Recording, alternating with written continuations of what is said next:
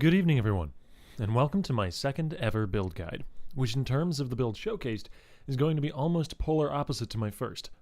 We're here today to dig into my map clearer extraordinaire, a super fast, super fun, non-crit ice shot Deadeye. Starting with the cons, and there are a few. This build does not boss well, if at all. It is the epitome of clear speed, one-shotting almost any pack of mobs from a screen and a half away, but the build is simply too squishy and too low on single target to take down any bosses past the T13 or 14 mark. If your goal is to bring down Guardians or Shaper, this is not the build for you. Second, the build does have a few pieces that are somewhat expensive. We're talking a few exalts here or there, nothing unachievable for the determined casual player, or someone a bit past that. But this is a bit higher budget than my first build, for sure. Time for the pros. Speed. That's the biggest one. Between Queen of the Forest, Devotos, a Quicksilver, and a ton of evasion stacking, this build runs super quick, reaching about 200% movement speed with Flasks up. The clear speed is there to match that movement speed as well, with Deadeye and chain support providing triple chain, which gives the ice shot projectiles ridiculous reach. I often find myself walking into a room I hadn't even set foot in yet or revealed on the minimap, just to find the ice shots had already chained around the corner and killed all the inhabitants. Finally, due to the fact that the build doesn't rely on crits to freeze or do its damage, the clear speed and output of damage feels incredibly consistent. There's no mischance, no crit chance, just reliable, consistent damage. Let's dive right into the guide then and start with the main attraction, Ice Shot. This skill is the bread and butter of this build, and is the reason for choosing Deadeye, an underused and often underwhelming ascendancy. Ice Shot has two components as a skill, an initial hit and a secondary cone that explodes out behind the monster struck. This interaction is incredibly powerful with Chain, an effect that can be difficult to find. Chain support is one source, and as such is our first support gem. Because the shot will chain around the pack and leave behind multiple cones at various different angles, Chain is one of the best damage multipliers for this skill, because those different cones left behind will stack. Since our damage is coming from overlapping lots of individual sources, that makes flat added cold damage, or flat added damage in general, our best source of damage scaling, hence added cold being the next most important support.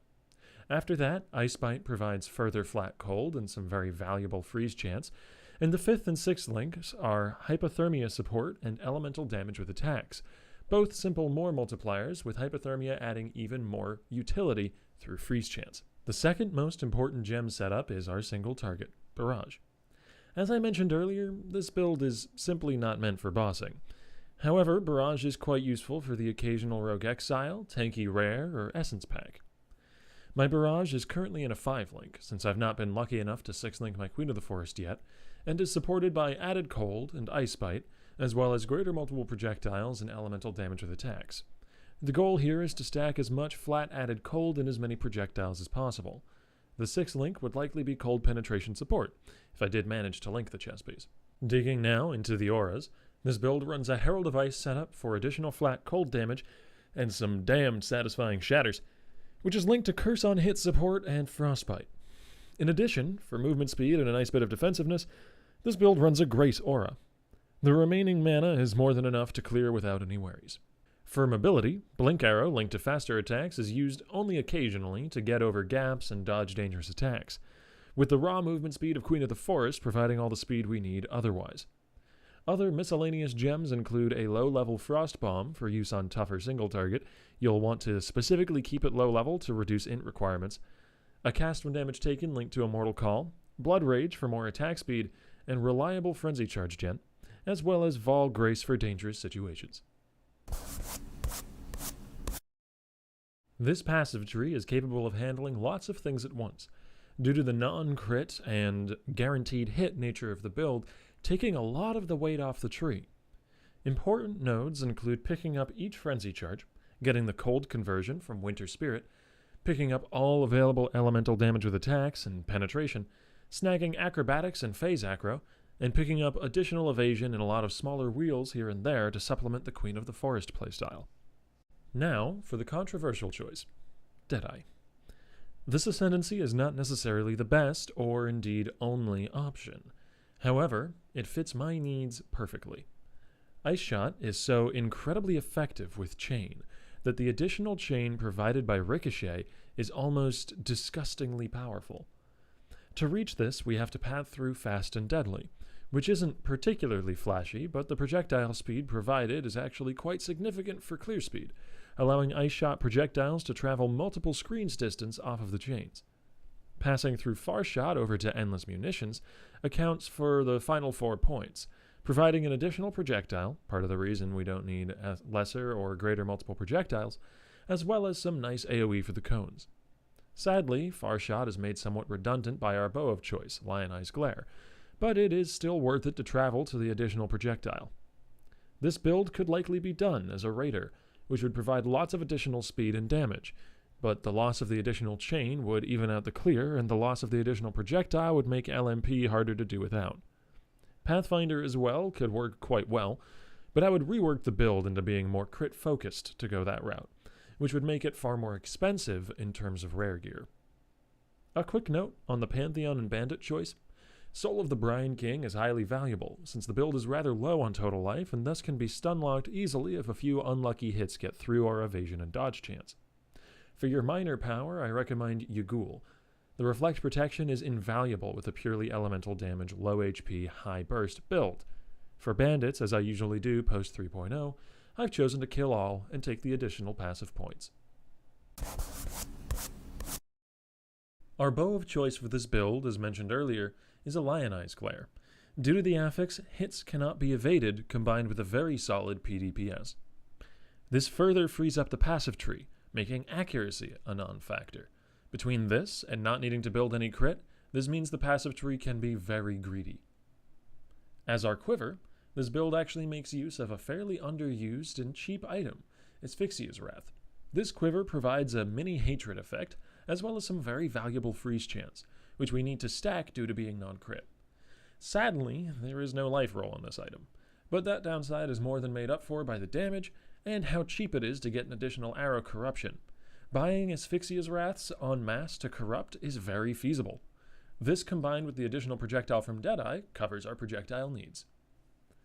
Core to the build as well is the chest piece of choice, which is a Queen of the Forest. Prioritize getting one with very high evasion, as this will give you the easiest time offsetting its movement speed penalty and indeed stacking past that. Other chest piece options include Kintsugi, the Perfect Form, or Belly of the Beast, as well as even a Calm's Heart if you want to get a bow swap for your single target. However, since the passive tree is free to be greedy enough to stack evasion, I found Queen of the Forest to be the option most in line with what I was aiming to accomplish. Super fast map clears. The helmet of choice is Devoto's Devotion, which was cheap and easy enough to get with an Ice Shot enchantment. This is something of a no-brainer in an elemental build that wants to run very fast. The final unique used is a Pandemonious in the Amulet slot, which is likely the priciest of all the uniques at around 1 to 2 exalts. You could also feasibly use a Bisco's Collar or a decent rare amulet, but I've found the guaranteed blind and chill from Pandemonious to be invaluable with hypothermia support.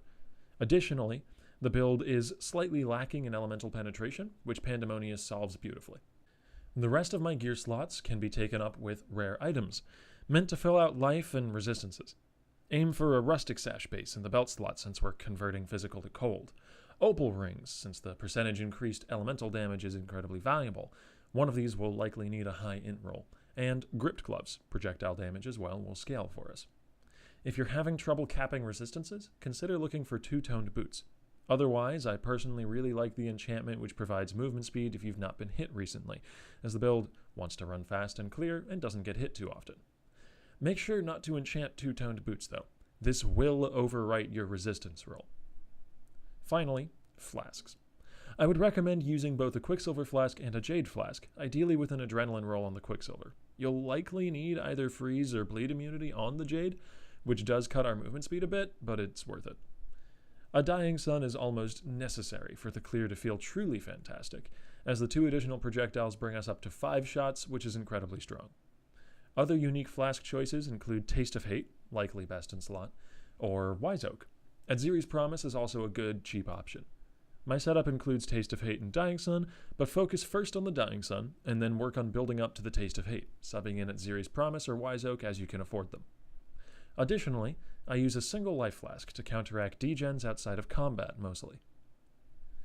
The build specifically does not use Omen on the Winds, the Ice Shot Threshold Jewel, nor any other source of Pierce. This is because Pierce takes priority over Chain, meaning that when the projectile hits, it will have to run out of pierces before chaining at all. It would need to pierce 5 targets before chaining even once. This would absolutely kill our clear speed and undermine the entire point of the build, so do not use this jewel. That about covers it. Do keep in mind this video is meant to be an overview of the build. This is meant to be something of a sales pitch, giving you an idea of the ins and outs of the character. If you're at all interested and have further questions, please check out the written guide linked below, which has more information all collected together for your easy perusal. Feel free to leave comments as well with any questions not answered here or in the written guide. I will be playing lots of this build on my stream over the next few days to weeks as I push to level 100 for the first time in the rest of the league. So come join me if you want to see it in action. I hope you enjoyed this video, and I hope I'll see you in the next one.